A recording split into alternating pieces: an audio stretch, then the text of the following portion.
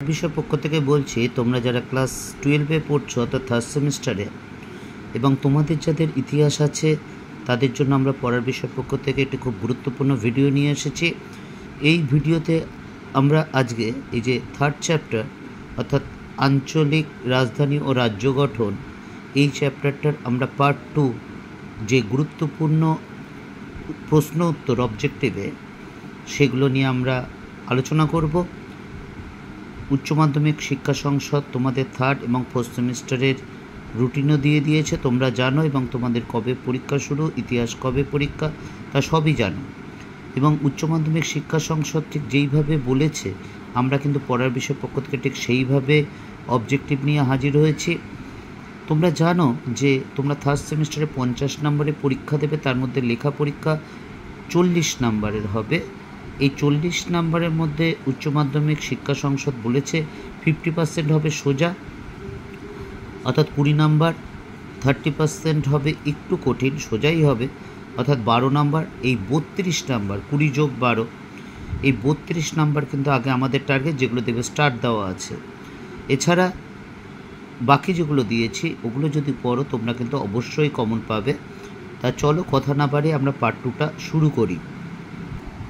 এই হচ্ছে থার্ড সেমিস্টারের যে তৃতীয় অধ্যায় ইতিহাস, আঞ্চলিক রাজ্য গঠন, রাজধানী ও রাজ্য গঠন। সেটা দেখো, যেগুলো স্টার দেওয়া আছে সেগুলো ওই 32 নম্বরের মধ্যে পড়ছে। তোমরা সবগুলো একটা খাতায় লিখে নিও, সেই লিখে কিন্তু অবশ্যই রোজ মুখস্থ করো। দেখো প্রথমেরটা লেখা আছে বাহমনি সুলতান আলাউদ্দিন হাসান বাহমান শাহ জিজিয়া কর তুলে নিয়েছিলেন। নেক্সট, বাহমনি বংশের শ্রেষ্ঠ সুলতান ছিলেন তাজউদ্দিন ফিরোজ শাহ। 37 নম্বর, বাহমনি বংশের সুলতান হুমায়ুন শাহ তার নৃশংসতা ও অকপটতার জন্য জালিম নামে পরিচিত, এটা খুব গুরুত্বপূর্ণ। 38 নম্বর, বাহমনি সুলতান তৃতীয় মোহাম্মদ শাহের মন্ত্রী মাহমুদ গাওয়ানের নেতৃত্বে বাহমনি রাজ্যের উন্নতির চরম শিখরে আরোহণ করেন। 39, তোমরা দেখে লিখে নিও, যেটা কথা যে উচ্চ মাধ্যমিকের জন্য যে থার্ড সেমিস্টারে যে বইগুলো আছে, ছায়া প্রকাশনী বলো, রায়মর্টিন বলো, বা শচীন্দ্রনাথ মণ্ডলের বই বলো, প্রান্তিক বলো,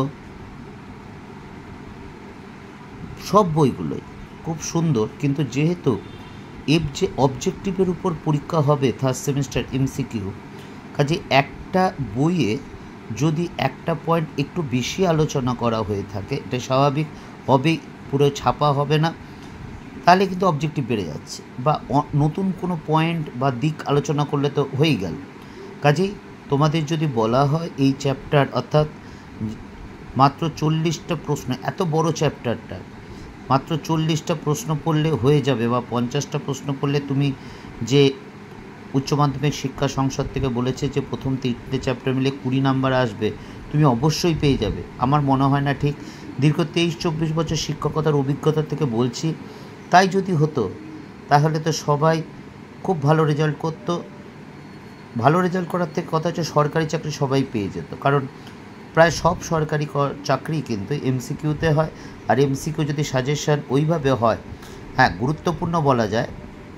একটু চিন্তা করে দেখো, যদি তাই করা যায় তাহলে তো সবাই সরকারি যে চাকরিগুলো আছে, কেন্দ্র বা রাজ্য সরকারি চাকরিগুলো, SSC, PSC, miscellaneous, WBCS, IAS, যাই হোক যে কোনো সরকারি চাকরি, তাহলে সবাই পেয়ে যেত। দেখো 45 নম্বরটা একটা বলার আছে, এই 5টি যে স্বাধীন মুসলিম রাজ্য ছিল দক্ষিণ ভারতে, সেই 5টি মুসলিম রাজ্যর নাম লেখা আছে। দেখো কবে গড়ে উঠেছিল, কোন কোন রাজ্য প্রথমে আছে, তারপর রাজবংশ, তারপর প্রতিষ্ঠাতা, তারপর হচ্ছে শ্রেষ্ঠ শাসক কে ছিলেন, এবং কবে মুঘল সাম্রাজ্যের অন্তর্ভুক্ত হয়। কাজেই এটা কিন্তু তোমাদের জেনে রাখা দরকার বা জেনে রাখা উচিত। কাজেই তোমরা কিন্তু এখন থেকে ভালো করে পড়াশোনা করে দাও, শুরু করে দাও। নিশ্চয়ই সবাই শুরু করে দিয়েছে, তবে হ্যাঁ অবজেক্টিভ প্রশ্ন উত্তর কিন্তু মুখস্থ হয় না, রোজ পড়তে হয়।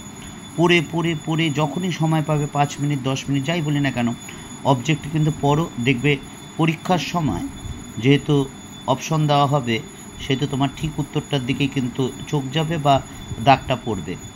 এছাড়া আমরা পরের বিষয় পক্ষ থেকে history, pol science, philosophy, education অর্থাৎ ইতিহাস ছাড়াও রাষ্ট্রবিজ্ঞান, দর্শন বা শিক্ষা বিজ্ঞানের যে গুরুত্বপূর্ণ নোট, ঠিক যেইভাবে উচ্চ মাধ্যমিক শিক্ষা সংসদ বলেছে আমরা ঠিক সেইভাবে কিন্তু তোমাদের সামনে আসছি বা নিয়ে হাজির হয়েছি।